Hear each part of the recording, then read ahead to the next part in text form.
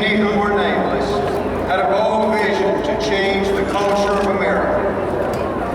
Selma stood poised center stage as a series of historical events unfolded around us as the fight for civil rights met one of its hardest struggles right here on this bridge. Bloody Sunday was a difficult day in our nation's history as the route to Montgomery was met with violence. We've all seen the images and heard the stories of those men and women who desire the right to vote. This nation was founded by men of many nations and backgrounds. It was founded on the principle that all men are created equal. In 1965, the rights of man were threatened because every man did not have the right to vote. We as a state and a nation are forever changed for having learned the lessons the bold leaders of 1965 taught us. Leaders like Dr. Martin Luther King, and my good friend, Congressman Lewis, and so many of you who were involved in this movement. We need more men and women who are not afraid to stand up and work for what they believe in. Alabama is a different state today than it was in 1965, and so is our nation. We've come a long way since the events of that bloody Sunday. Selma changed America. Selma changed the world.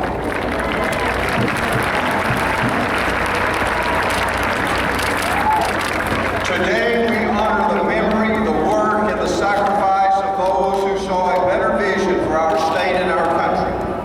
And it is extremely important for younger generations to know about the sacrifices that were made on this bridge and in the entire civil rights movement. But we choose to look beyond those ugly scars and focus on what Alabama really is and what it can be. Alabama is my sweet home. I was raised here, and I have a great love and respect for all the people who call themselves Alabamians. Alabama is a place where economic opportunity abounds, and there are good-paying jobs for our people, and where our children can get a good education. Children of all backgrounds. Alabama is a place where neighbors love and care for one another, and they work together on issues that are important to all of us. So while we look back on a difficult chapter in Alabama's history, it's important that we write a new chapter together where opportunities exist for everyone, regardless of race or religion or politics. As we reflect on the past 50 years, I think it's important to ask, what will Alabama look like? What will our nation look like 50 years from now? That's up to our people. It's up to our leaders. It's up to those who have a bold vision that make America and Alabama better and stronger than it was in 1965. As leaders, may we never lose vision or the boldness to do great things, no matter how hard the struggle is. For without vision, the people may perish. 50 years ago, the eyes of the world were on Alabama. Today, I invite you to look at Alabama again. Our state is a place where we can all call sweet home, Alabama. May God bless this great nation, and may God bless this great state of Alabama forever. Thank you very much.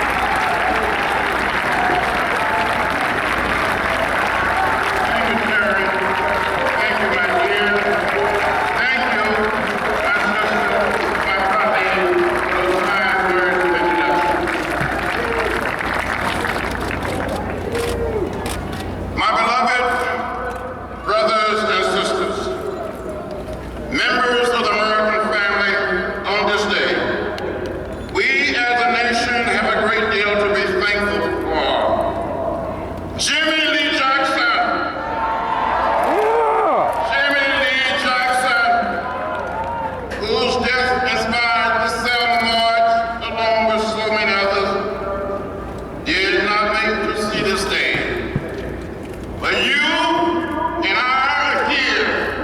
We can bear witness to the distance we've come and the progress we've made in 50 years, and we must use this moment to recommit ourselves to do all we can to finish the work. There's still work left to be done. Get out there and push and pull until we redeem the soul of America. Now I want to thank President Barack Obama and Mrs. Obama, President George Bush and Mrs. Bush for being here today.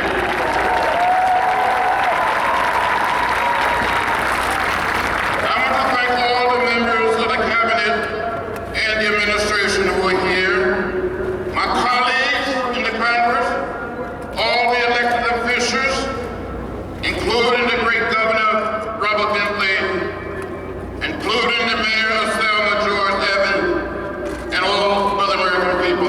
I would like all members of the Congress in our delegation just to stand.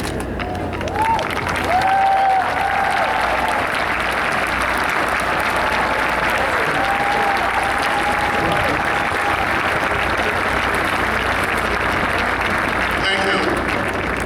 I want to thank the Faith and Politics Institute for bringing us together one more time. And the co-leaders of our delegation, Senator Tim Scott, Senator Sherrod Brown, Representative Sewell, and Representative Martha Roby. Thank you so much. It is good to see Mrs. Boynton with our first contact when we came to Selma in 1962. She was registering people to vote here long before we arrived. Also glad to see the daughter of the Governor George Wallace here, Peggy Wallace Kennedy. Thank you for being here, Peggy.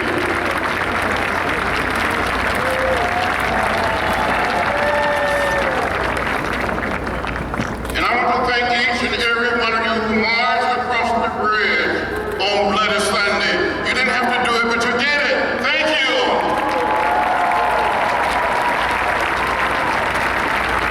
I tell you, it's good to be in Selma one more time, just one more time. People often ask me, why do you come back? What purpose does it serve? We come to Selma to be renewed. We come to be inspired. We come to be reminded that we must do the work that justice and equality calls us to do. On March 7th, 1965, a few innocent children were died. Some carried only a bedroll, a few clutching a simple bag, a plain purse, or a backpack, were inspired to walk 50 dangerous miles from Selma to Montgomery to demonstrate the need for voting rights in the state of Alabama. On that day, 600 people marched into history, walking 2 by 2 down the sidewalk, not interfering with the free flow trade and commerce, not interfering with traffic. With a kind of military discipline, we were so peaceful, so quiet, no one saying a word. We were beaten, tear gassed. Some of us was left bloody right here on this bridge. 17 of us were hospitalized that day. But we never became bitter or hostile.